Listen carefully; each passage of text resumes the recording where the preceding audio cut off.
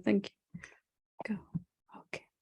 So, welcome. Really glad to be here. Thank you for having me again here. And I was just really touched and moved by what Doreen was saying. As I joined, it was just perfect, really, for what I was going to speak about this evening.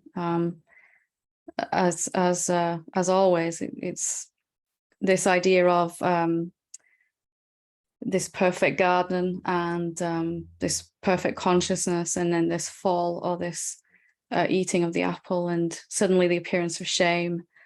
And that's been described in this way in this tradition, but it is present in every major spiritual tradition, this idea that something has happened to us, something has changed for us, and somehow we've lost that inherent purity, that inherent innocence, that sense of oneness, that at some point we emerged from, split off from this divine self. We went off on our own. We were created as these separate beings, and this idea has caused is the root of so much suffering, that, well, the root of all suffering ultimately. And it is nonetheless the most believed idea that we have, so much so that most of us for such a long time never even think that it might be not true.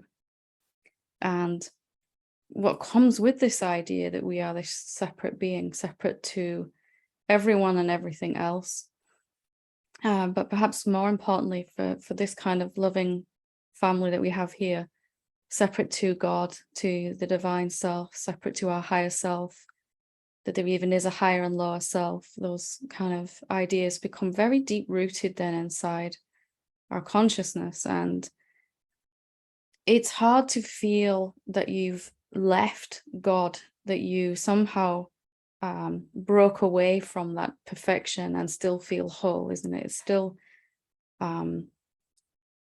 there's going to be something inside of us that's kind of always trying to make up for a perceived loss. And Doreen asked this wonderful question: what is my fig leaf? With the shame come the unworthiness. Of shame comes a sense that there's something fundamentally less than, something fundamentally flawed about me, and I have to somehow make up for that before I can even try to merge back into that oneness, into that God self.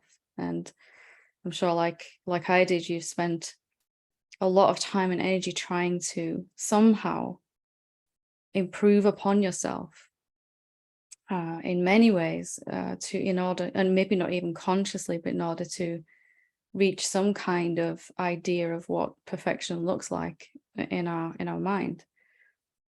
And most of us even come to awakening, to self-realization as an aim, a goal, to kind of, when I wake up to the truth, when I enlighten, when I self-realize, then I'll be worthy. So even this shame transfers itself, can be the jumping off point for actually even wanting to see what we really are.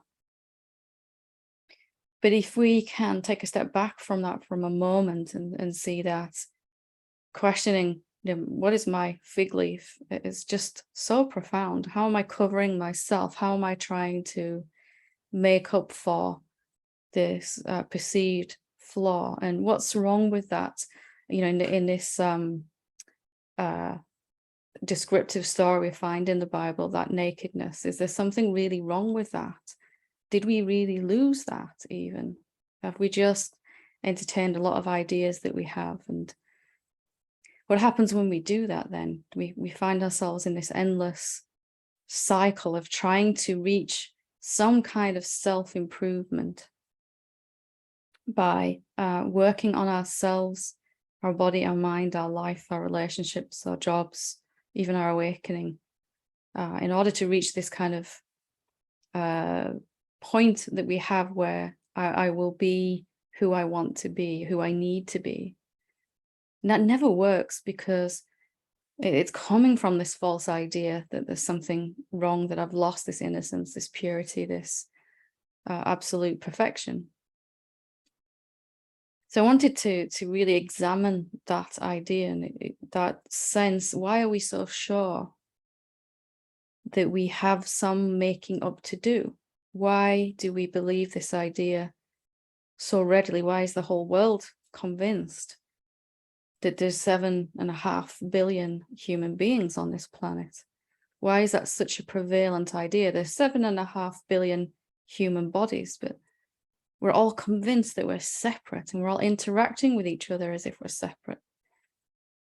And it's kind of amazing when you sort of step back a little bit and think about it, that the one idea that's utterly untrue has somehow gained this life of its own and permeates all of our thinking, all of our motivations, all of our relationships, everything. And what can we do to turn that around? And isn't it wonderful that we're here now in this wonderful sanctuary, this group, at this point in our evolution where we might still be doing it in certain areas of our life. It doesn't necessarily immediately stop this kind of self-improvement. We might be beginning to come out of that. Okay, what happens if I don't put all of my energy into this seeking, trying to find, trying to become, and bring some of that energy into wanting to see what I already am even clearer? Because that really was the whole journey for me from suffering to peace. It's really how much energy I've got invested in trying to get somewhere that isn't here and now. Because I think that when I get there, some future moment, some different version of me, that I'll be something different. So suddenly or gradually this kind of wisdom arises in all of us that there is something fundamentally wrong with this idea. It's not really working, that to try to make myself better is going to give me lasting peace, or to try to organize my outside world a certain way and have it stay that way, then I'll be at peace. For me, this idea, it was there gradually, this wondering, this doubting of this thing that every human being seems to be engaged in, trying to use my job, trying to use my relationships, my finances, my awakening even, to prove that I am good enough, destined to fail because we're already good enough and have never not been good enough. This apple, the knowledge that was imbibed is the knowledge of duality, of opposites, of good and bad and wanted and not wanted. And with all of that comes everything else, awakened and unawakened, enlightened, unenlightened, worthy, unworthy. Everything comes after that. This idea that there's me and God, this fundamental principle on which all suffering is born. Because if there's a me and God, then I've got to somehow undo that separation. I've got to somehow find my way back home, merge into this God self, letting go of all these ideas. And is there a quicker way? Is there a easier way? For me, that really was to begin to see directly that this legendary I, this separate I that I had, my entire life was organized around this separate being, what it wanted, what it thought was true. And most of all, my whole awakening was oriented around this, desperately trying to get somewhere, desperately trying to reach awakening. And that began to fall away through frustration and failure. I'd like to say through peaceful, open contemplation. I just suddenly one day woke up and said, you know what? I'm not actually separate. Don't need to try. That's not at all how it was. It was failing over and over again to find happiness from becoming, from trying to get somewhere. That this urge inside to see clearer, to see deeper what's already true, just began to really burn with a passion. And that's when things really began to speed up. And just the willingness that we have here to question this original idea, this original belief. It is already gathering back from every place in our life that we've been trying to. We've had some DIY self-improvement project going on, you know, when I'm a better mother, when I'm a better sister, when I'm a better teacher, when I'm a better student, and it goes on and on and on. When I'm more enlightened, when I fall back into illusion less, you know, that energy that we put into all of that is being drawn out back to our center by this deep desire to come to see what's actually true. So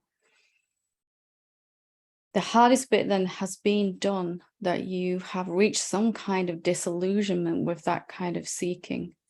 There's nothing wrong with it, of course. It just doesn't bring us what we're looking for: peace, stable, constant, effortless peace. And then, of course, love, joy, and all the things that come with that, an abundance of resources, time, energy, and everything else.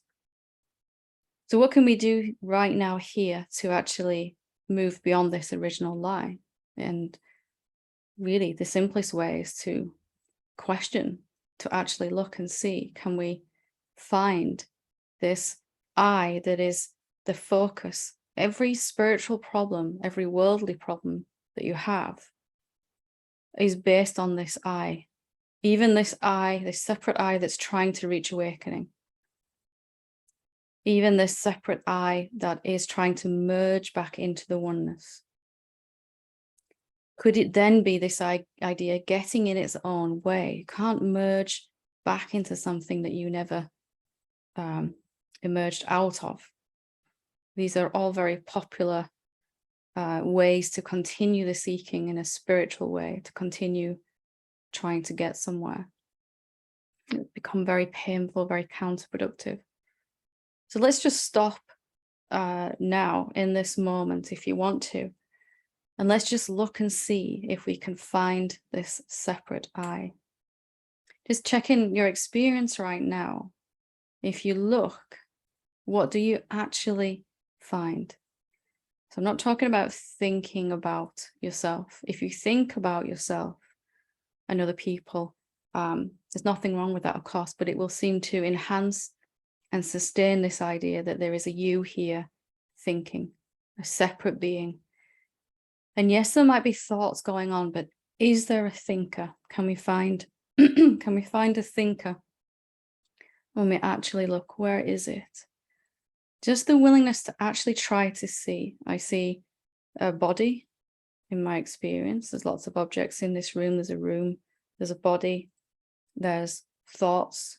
There might be some emotions, sense perception going on. All of that is here. But who are the senses reporting back to? Who are the thoughts happening to? Can you actually find someone, a separate being, this I that's trying to wake up, or is trying to let go of resistance, or is trying to transcend its karmic patterns? Can you actually find it? It feels enormously like it's here, like there's someone here. But this urge, this fire to know, to see, is just going to push us to go beyond this. I seem to be a someone alone in the world. And my life keeps emphasizing that, separate to everyone and everything else. My awakening keeps emphasizing that. I keep seeming to fail to wake up. Let's just look and see. What do you actually find? There's a body, thoughts. Is there anyone here to whom they belong? A separate being, cut off from God, from the self, from the divine. If we really actually look, just the wanting to see, searching and scanning our beingness, can we actually find this separate being that is the pivotal point of all of our struggles? Just keeping attention here, because the tendency is to want to go and try and fix the problems of this separate I that seems to be here. But can we actually find it? And what does it mean if we can't find it? So for me, when I did this, the very first time I did this, it was just absolutely shocking that I couldn't, there was something here, because I was able to look and to know what my senses were perceiving. I knew what my thoughts were. I knew how my body felt. But this separate Helen that I believed in so completely, and all of Helen's drives and goals and desires and everything, were kind of totally up for re-examination when I couldn't find a separate being. It seemed to be there, but going beyond the seems to be. If it's here, we should be able to find it. Where do you start and stop? Where is your location? Where do you find yourself? Can you find yourself in any particular place? You're here because you're using your ears to hear these words and your eyes to see this image. You are here. It's not that you don't exist. But what do you exist as? What are you that is actually hearing these words? What are you? And for me, I absolutely could not find anything, any separate person that was running the show. There were thoughts and emotions and even karmic patterns, but they didn't seem to belong to anyone, which was the biggest shock I've ever had in my my entire life. It was one of those moments where everything changed. And of course, the very moment after I'd seen this, I was back into some illusion, believing I was a separate being again. But just stopping here and checking it with me again. Can you actually find a someone? For once, really not taking the seems to be of it as evidence. I really want to have conclusive experiential proof right now in my experience. And there was no entity or separate being that I could find that was me. And that in itself was shocking enough. Brought some fear, and it also brought some curiosity and quite a lot of excitement, mostly fear. The first time I experienced that, very shocking. But over time, as I looked again and again, there's this curiosity that began to emerge. What is here then, actually? If my whole life has been built on this false idea of myself, then where does that leave me, and what does that mean for my life moving forward? Do I still have the same challenges, the same issues? And most importantly, what actually am I then? And of course, I'd heard from various teachers and everything, scriptures, that what I am is infinite and formless and everywhere. But to actually experience, there's no thing living inside this body. There's no person pulling the strings here. There's no separateness. It's just been a idea that's gained momentum because what I really am is infinitely powerful. That when I believe this idea, it takes on a life of its own. And it's kind of going on everywhere across the whole planet, this one idea. So what do you find then when you look? To me, this was a introduction to the fact that I can exist as something other than an object, a thing, a someone, a person. And again, I'd read this so many times, but to actually experience it was something different. There is nothing here. There is no thing here. There's a body, there's thoughts, there's emotions, and this body's perceiving through the senses. I can't find any person who's making that happen. I can find instead there's this blank nothingness, emptiness. And it didn't, at the time, it didn't feel wonderful. It didn't feel special. It was very strange. It was very weird. It didn't feel liberating at all. It was simply, again, it was a little bit of a shock. Like, this is not how I've thought about myself. So what do you find? Let's just have a look again and see. We can never do this too many times, because every time we do this, we are shortening the amount of times we have to go back into illusion. We have to fall back asleep. 2 minutes from now, we might be saying, yeah, I experienced I was nothingness. But how do I get back to that? Immediately, we've created again the sense of a separate being that's lost it and has to get back to that nothingness, that emptiness. Very subtle ways we hold ourselves in illusion without realizing. And time again, you'll recreate this separate being that's trying to get somewhere, and where it's trying to get to becomes ever more subtle and refined, ever more subtle spiritual goals, ever more subtle awakening goals. I just need to release my karmic patterns, or I need to merge back into the oneness, or I need to surrender to God. Maybe the surrender is that I'm willing to question where I keep recreating this in imagination only, of course, this separate being. Because when I recreate it, it's given the full force of my belief, my validity, and it seems very real, and it has a life of its own, a spiritual pathway of its own. Just checking this out, that there is only this emptiness. There is this that is not anything at all, in which my body is appearing, and all of this is appearing. And that doesn't have anywhere to get to. It isn't on a journey. It isn't doing anything, in fact. My body's doing, my thoughts are moving, but what I really am, is it having this kind of challenge? Is it having this kind of,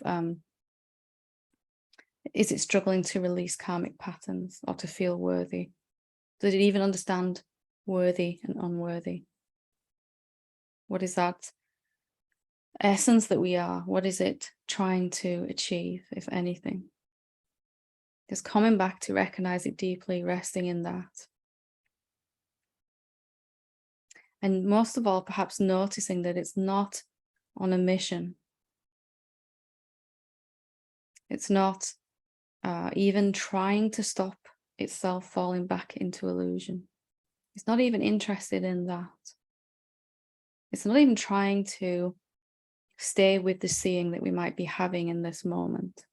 It's not holding on in any way, is it? It's just here. And it's equally here, this emptiness, whether we believe ourselves to be a separate being or whether we've seen what we really are. It's just here. So moving past the power of illusion is when we believe how it seems to be, and we actually look, directly experience in this moment something that we can know in our hearts that we've proved beyond doubt. It may seem like we forget it again 2 minutes later at first, but you can never really fully forget it after you've seen it. It will seem like it, of course. But your ability to doubt your own true nature once you've experienced it is going to begin to diminish. And the more you experience it, the more power you're going to have in each particular moment when some juicy idea arises, that, some idea that you're not good enough, or you've made a mistake, or something's gone against you, or whatever idea is coming up in that moment. Just checking this out, this emptiness, this not a thingness. It doesn't have any amazing qualities. It's just here. It's not changing. It's not becoming. Everything that arises in it seemingly is becoming. Our body, our minds will continue to evolve. These words are changing. The environment we're in, the sounds that we're hearing, everything. Our bodies are changing constantly. But it's not doing that. There is this still point of already completely still in the garden, still completely shame-free, as we were saying. Nothing to make up for or release at all. Totally there. Nothing else on your to-do list before you get there. Already home. And home is impervious then, this emptiness, to illusion. No matter what we think is going on, this is what's actually going on, this emptiness.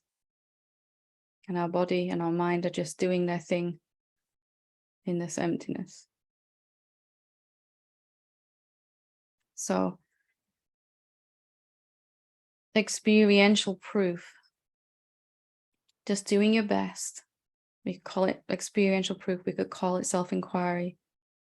Just wanting to see and wanting to know with a deep conviction, so that it's not something that's come from anybody else. Of course, we all imbibe these teachings from many sources, and there's nothing wrong with that, of course, but the only thing that's going to bring final peace to our hearts is the direct experience of our own irrefutable proof. You can't show anybody else, look, see, I'm formless, but you can experience that yourself, can't you? There is no subtle, energetic boundary where I stop and the next person starts. There's a place where my body stops, but me, the one that's using it to speak, where, and the one that's using it to listen. Where's the boundary line there? Can we really find it? Nothing at all is going to change in this seeing. You're not going to lose anything at all except your ability to suffer. You still have all of your likes and dislikes and everything that makes you unique, all there in the mind and the body and the individuality, not separateness, but individuality. You still celebrate that uniqueness, the way that this emptiness is showing up as the form of you. But it's enough to know with conviction that I'm not really, in my deepest core, I'm not alone, separate on my own. That this original idea that I left God, and in doing so I fell from grace, and that there's something I need to atone for or wake up to or make up for, that idea begins to fall away. But if everything that's happened since this idea that I left God is pure fiction, what if everything that's happened since then, if this being that feels it emerged out of God and started down its own individual separate path doesn't actually exist when we try to find it, then where does that leave all of its problems, all of its karmic patterns, all of its unworthiness, all of its shame? And do we still need those fig leaves then? We'll still keep them for a while, like, because it's just what I do. This is what I do. But eventually we'll begin to go back to celebrating our original nature, which is still exactly what we are, completely. The major benefit of seeing directly and proving to yourself is that you come to know with the same certainty that the sages have, absolutely nothing has happened to you, to anything. This seeing is so powerful that as you see it again and again, it has the ability to wash away any idea that there's anything wrong with you, restoring you back in body and mind, at least, because your beingness has never left that. Back to this original perfection. It's only really ever happened on the level of thoughts. This idea, a thought, I am a separate being, is just a thought. And this idea that I never actually left, never really split off, is also a thought.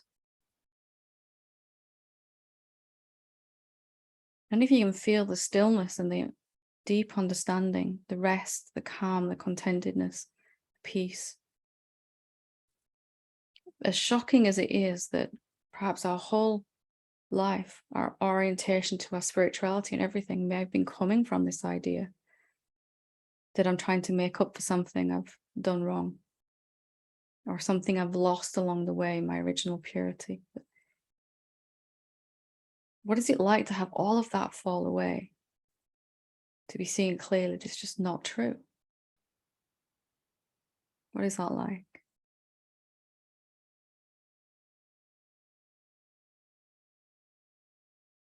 For me, it came down to this simple thing. Am I going to spend more time actually proving to myself that I am already what I'm seeking?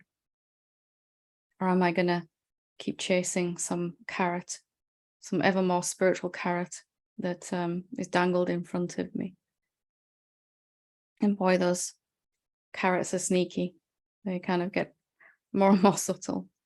If I do that, I don't need to blame myself. It just happens.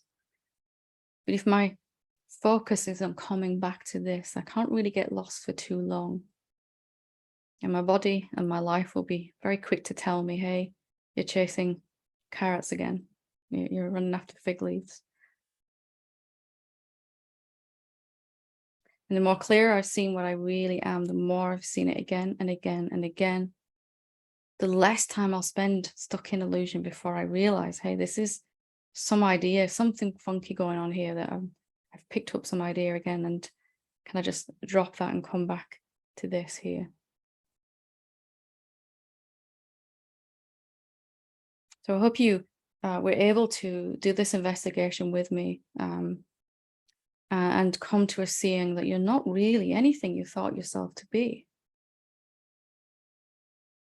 And I hope that you can bear that shock if it is a shock to you. For me, it was a shock, but also a huge relief. I've never actually screwed things up, never actually walked away from God. What a relief that is.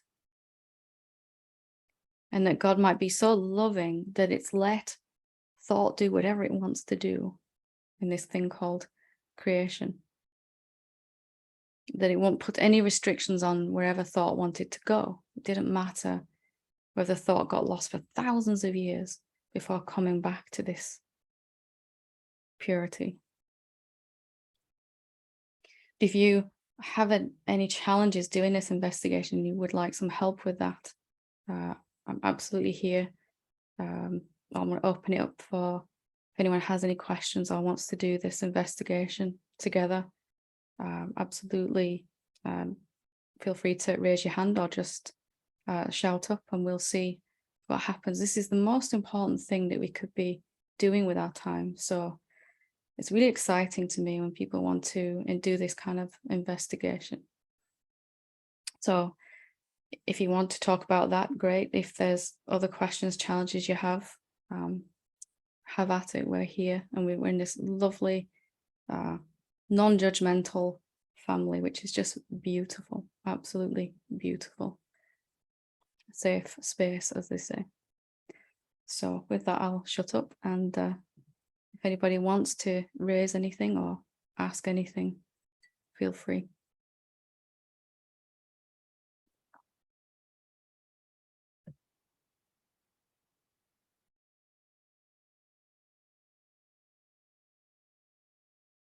Doreen?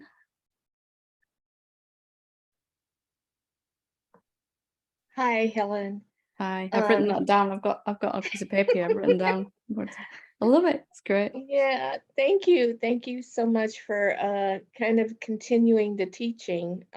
Just listening to you brought it so much deeper for me as to what is, my fig leaf and this whole idea that what I am covering doesn't really exist.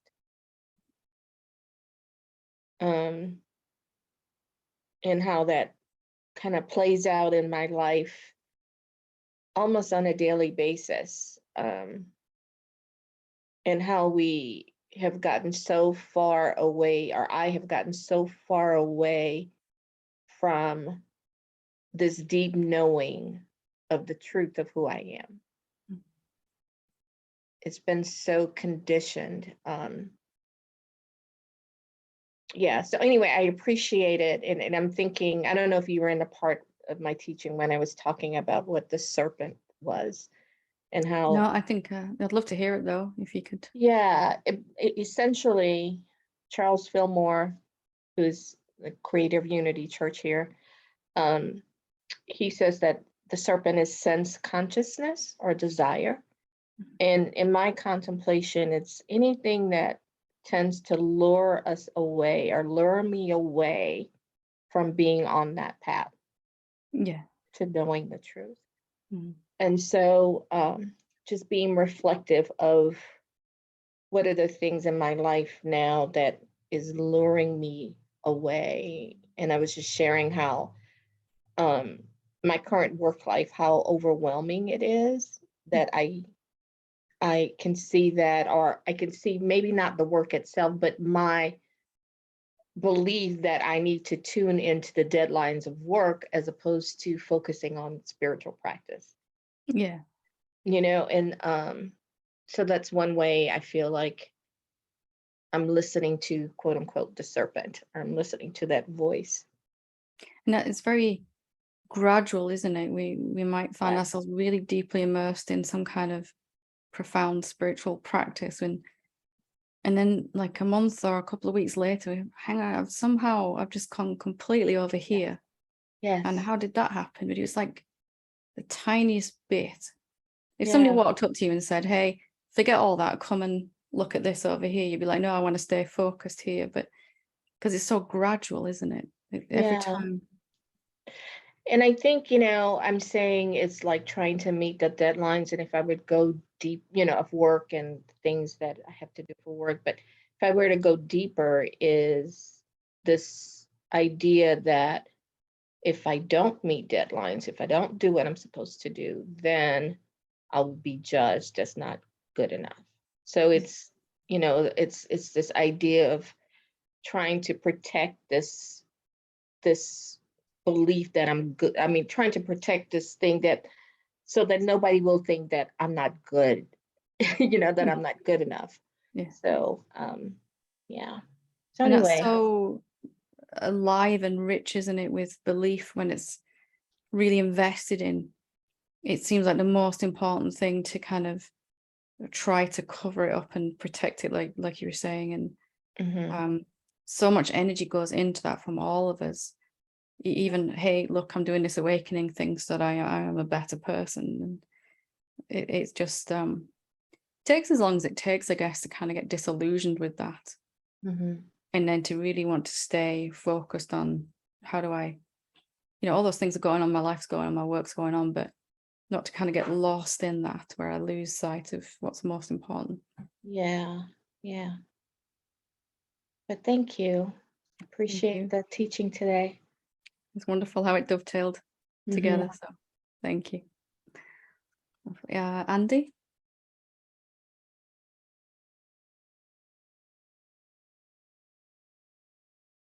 I think you're muted there, Andy, still. There we go. Thank you, Sam. Hi. Hi, Helen. Um, you talk about the seems to be and not taking the seems to be as evidence, but the seems to be is very forceful. It's very Oh, yeah. strong, and if I play mind games, actually my mind plays, play games with me, and so I go to that you know, nothingness and that emptiness, that blank nothingness that you talk about. And mine says, you see, it's just nothing. It's just nothing. You're go ahead, play your little fantasy out. Go ahead and look, right? Can't you see that it's just nothing that you're looking at? And my mind says, you know, it's and so it's just that seems to be is so, it just keeps pulling me back no matter how often and how hard, how often I try to just let go of mind and let go of, just move into that nothingness. Mind just seems to, pay attention to me. It's just nothing. And so you're just wasting your time. And, it's It's that not going to help you solve your problems. There's nothingness, it's not going to fix something what's along going. Yeah, or that. something. So I don't know if you have anything else to say other than just keep trying. I know your message was just keep trying and keep practicing. Just maybe readjusting slightly what you're expecting out of inquiry or direct seeing, in that I had this idea that really troubled me, and I didn't realize that there would be some time that I looked and found this emptiness, and I just never went back into illusion again. Like that my job was to see this and keep my attention on it the whole day, and that somehow I would be able to pull that off if I just tried hard enough. And when I stopped actually battling with there was like this, I see what I really am, I go back to what I'm imagine myself, I see what I really am, I go, and it's just this ping pong. And I've put so much energy into trying to stop that. And eventually I thought, what happens if I just let that happen? Because if what I really am is this emptiness, then this sliver of a separate being by this point that's trying to control this ping pong match and just keep it over here. Maybe that's how that separate being is, the idea of it's being recreated. Can this emptiness, nothingness, can it do anything about that ping pong match? And does it want to? It seems very counterproductive that to just let yourself fall back into, because you can't stop it. It's going to happen. We could have a profound seeing now, 5 minutes after we finish the session. I've lost my keys, I'm going to be late for work, and all this, stuff's going on. If that's just going to happen, do you have to fight it? Could you do your best to, you don't have to like it, of course, you never like it, but maybe this effort to keep the attention in one place is actually counterproductive now. So just seeing what I really am as often as I can and not worrying about the rest of it when it happens. So even when I fall back into illusion, here's something really important. It took me a long time to get, even when I'm totally lost in my thoughts again, I can be at peace if I'm not fighting the fact that I'm back in it. If you look at your experience, when you realize that you've gone with thoughts again, there's probably immediately a sense that you shouldn't have done that it shouldn't have happened. And that's what's disturbing us, rather than the actual attention going with those thoughts and having that particular experience. It seems counterproductive to our mind, but when I stopped that should and shouldn't about it, wherever my attention is in this moment, it's either going to be on my real self or it's going to be on what I imagine myself to be. And if I go, that's how it is right now, then I'm actually being that emptiness in that moment that's not trying to control the outcome of the ping pong match.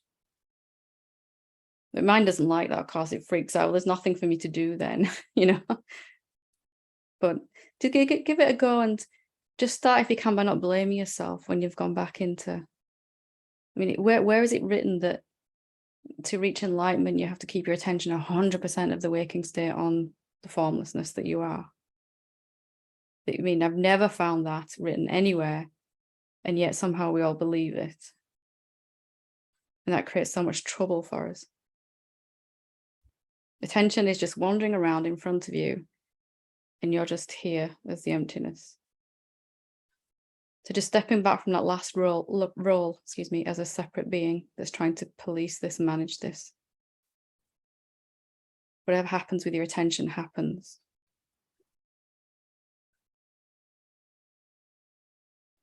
Try it out and see how you get on with that. Okay, I'll give that a go and play with that, and just try to let go of the resistance. If you know, if there's resistance, just That's accept. just happening. There will be resistance to it, because what I'm basically saying is don't do anything about this problem you're having. Yeah, And mind goes, well, how am I going to solve it then? You know, so that's the paradox, is trying to stop this thing happening is actually what's causing it. The idea that you can do something to keep your attention on what's real, that you're the doer. And it's so subtle here, isn't it? This sense of a doer. Yep. But kind of what is what is, and wherever my attention is, I'd like it to stay here, but I'm not going to give myself the impossible task of managing this. And then it just kind of stays here anyway, more and more, just effortlessly, without this kind of battle that's going on inside. I'm glad you asked that, because it's a challenge for everyone, isn't it, when they get to that point? Of course you want to be in the emptiness because it feels nicer, and the more you experience it, more and more restful. But the way to have that happen is not to put lots of effort towards that, which is what we're so used to doing. Okay. Wonderful. Thank you very much. Good to talk to you. Okay. I'm sorry, I don't know your name. It just says iPhone whenever you're ready.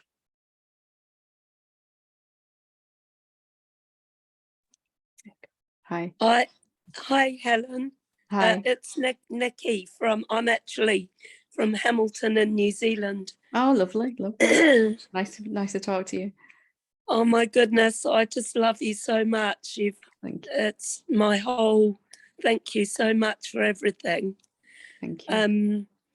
I think for me is when I'm listening to you, I just get it. I really like I could just feel so much peace. And I think the turning point for me was when you explained to us that we're already it. Mm-hmm. And where I get a bit confused is who is it that keeps when I'm at work and I'm with people, I get triggered. I can't believe, since I've had that turning point of realizing I'm already it, it's just unbelievable how triggered I get. And at times I just feel like I just can't be around people anymore. Like, it's beyond a joke sometimes. And then I forget, and then it's like, oh, that's right, I can ask myself, who is it that's actually getting triggered here? Yeah. And if there's no one here, is it awareness? This is where I get confused. Is it awareness that's forgotten? But how can awareness forget? So it must be some idea about, yeah, I won't say anything else. No, go for it. You're doing a great job. Yeah, go for it. Like, it must be some idea in myself that I'm separate that's having the trigger. And then, yeah, it's like, then I'd say to myself, oh, I need step back and be the awareness and just watch it. But it's so hard because when I'm in the trigger, it's like I just want to beat to the person, but I don't. I mean, Yeah. I'm in a teaching role, so I don't do that. But there are times when the feelings just, they're so, because that's something else I've noticed since since I've learned I'm already it, is the feelings are so strong that come up. I have to sometimes ask to go to the bathroom just so I can cry. Yeah. Because they're so deep and that they just feel so real. But it's like I can't stop it. I can't just stand back and watch this now. I've just got to allow it to That's do pretty its much the thing. worst place to hang out in your awakening, is that you've seen that's not real, but then you find yourself kind of dragged back into it and there's surging know. emotions, and suddenly it feels like you've lost all this you've seen has just vanished in that moment. You don't seem to have any control But over it. It's just poof. Yeah, it's weird though, because while I'm going through this, I am aware that I'm aware of it. Yeah. But it's like but like you're saying, that hasn't gone away. But it's not until afterwards that I really can clearly see that never went away. And even while I was going through whatever it is I thought I was going through as a child, I could tell you stories that are quite traumatizing. Now that I know I'm it, I was watching that too. So it feels like all of that's gone, but I guess I just want to be not so triggered. But like you just said to that last gentleman, it's just allow it. I think that's Yeah. what you're saying. The first thing is not to blame yourself when something inside gets triggered. I had this really stupid idea that I guess, like most of us, that once I'd seen the truth, all of that would just stop, and it was actually the opposite. It just went all of it. And Yeah. it took me a while to kind of understand, on one hand, I'm seeing this beautiful thing, peace and clarity coming out of it. And then all of this fear and unworthiness and anger, just like, and I began to see that the separate person is made up of all these thoughts. It's made up, this imaginary separate person, of all the ways I think about myself and others, and all the emotions that come with that. So we've kind of started to dig the root of that out, and now we're seeing some of these big branches kind of fall down as well. The big branches on this tree of separation, we're cutting at the root, but there's also this big branch that says I'm not safe, I'm in danger. There's always this other one that says I'm not good enough, there's something wrong with me. There's another one that says like I'm blocked, I'm frustrated, I can't get what I want or need. And there's all these other little subtle ones, but we're never more aware of those than after we started to see we've had some shift in our identity. So not blaming yourself, first of all, doesn't mean anything's going wrong, second of all, although it feels like it.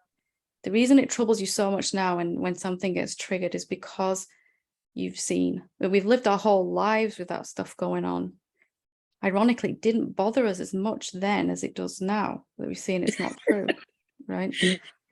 Because our identity is already shifting, because we're waking up.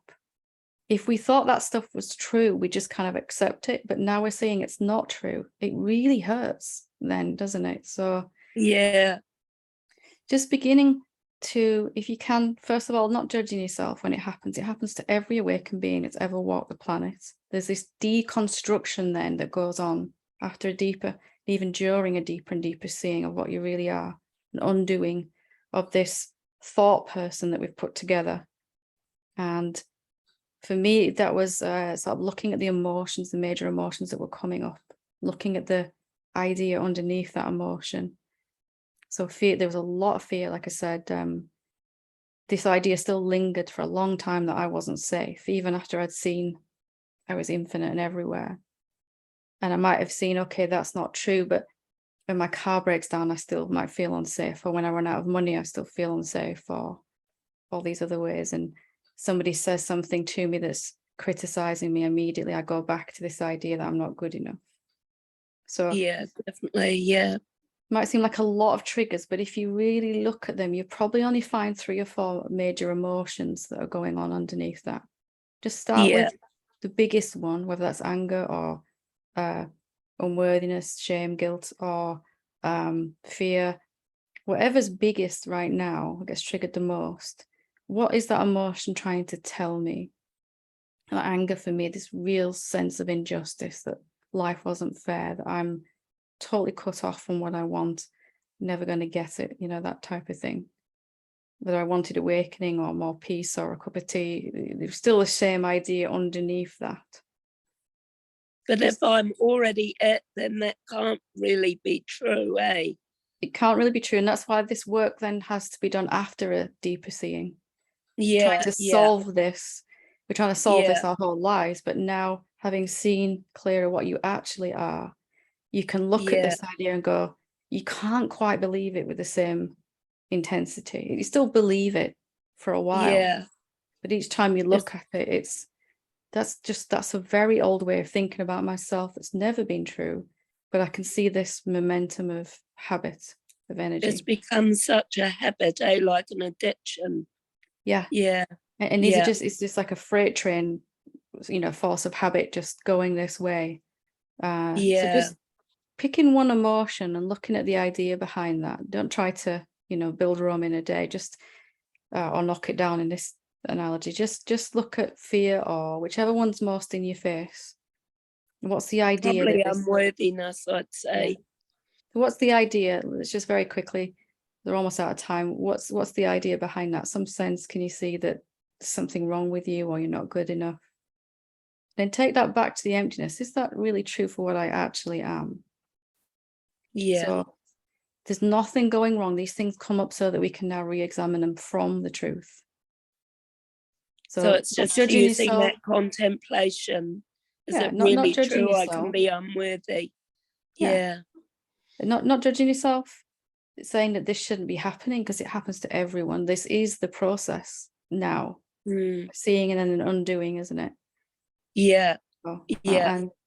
and then just doing your best. If you can't do it while it's happening, later when you get home and you've calmed down, what was the emotion that was going on there? What was the idea underneath it? Yeah. And then you begin to live as that emptiness in that area as you've undone this idea. This is happening, so you can begin to live as this in all areas of your life. So if it's all me, it must be me reflecting something back to me, just so I can have this, eh? So it must without be that like person a gift. criticizing me, I wouldn't know that I still feel not good enough. I'm still agreeing with that. You know? As unpleasant as that is. When I remember that, it feels really holy, like I just have this absolute blissful feeling going through me. Everything is now, and as it always has been, everything and everyone is working to help your awakening. Yeah. But you can see it's not anything going wrong. That's the major thing. This isn't anything going wrong. You're going to get triggered. But it's That's the happening for a gratitude, reason. eh? Yeah. Oh, wow. Yeah, thank you. Thanks for bringing that forward again. It's something that everyone struggles with. So thank you, Nikki. Good to talk to you. Thank you. Love you so much. Love you too. And hope to get out to New Zealand one day. Would love that. Oh, yes, please. Definitely. I'll hand it back to Sina. Sorry, we're going to tad over there, but thank you very much. Thank you. Thank you. Namaste.